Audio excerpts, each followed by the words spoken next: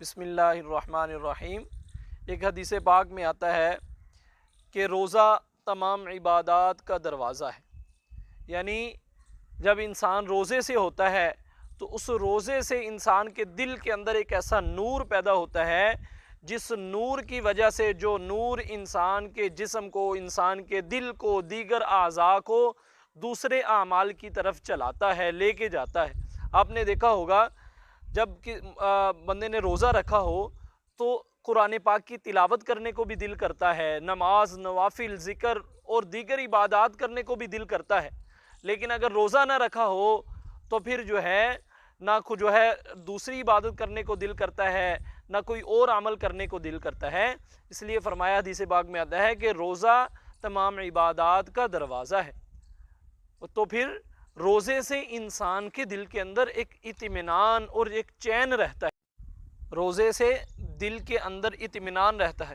ایک آدمی نے روزہ نہ رکھا ہو، سارا دن کھا پی رہا ہو، تو اس کو کھانے پینے کے باوجود بھی اس کے دل کے اندر اطمینان نہیں رہتا۔ ایک آدمی بھوکا ہے، روزے سے ہے، پیاس اور بھوک کو برداشت کر رہا ہے، لیکن اس کے دل کے اندر اطمینان رہتا ہے۔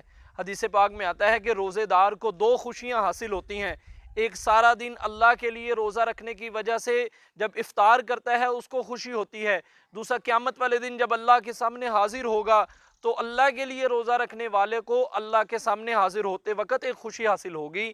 اس لیے ہمیں روزے کا اہتمام کرنا چاہیے۔ آپ صلی اللہ علیہ وسلم نے ارشاد فرمایا کہ میری امت کو رمضان شریف کے بارے میں 5 خصوصیات اللہ رب العزت نے عطا کی ہیں۔ دیگر امتوں پر بھی روزے فرض ہوتے تھے، لیکن آپ صلی اللہ علیہ وسلم نے ارشاد فرمایا کہ میری امت کے روزے دار کی منہ کی بدبو اللہ کو مشک کی خوشبو سے بھی زیادہ۔ نمبر 2 کہ روزے دار کے لیے، میری امت کے روزے دار کے لیے دریا کی مچھلیاں تک دعائیں مغفرت کرتی رہتی ہیں اور افطار تک کرتی رہتی ہیں۔ اور نمبر 3 روزے داروں کے لیے ہر روز جنت کو آراستہ کیا جاتا ہے۔ نمبر 4 ہر روز رات کو جہنم کے قیدی آزاد کیے جاتے ہیں۔ نمبر 5 رمضان کے آخر میں اللہ عمومی مغفرت کا اعلان کر دیتے ہیں، اور صحابہ نے عرض کی یا رسول اللہ یہ شب قدر شب مغفرت ہے؟ آپ صلی اللہ علیہ وسلم نے ارشاد فرمایا نہیں، بلکہ دستور یہ ہے کہ مزدور کو کام پورا ہونے کے وقت مزدوری دے دی جاتی ہے۔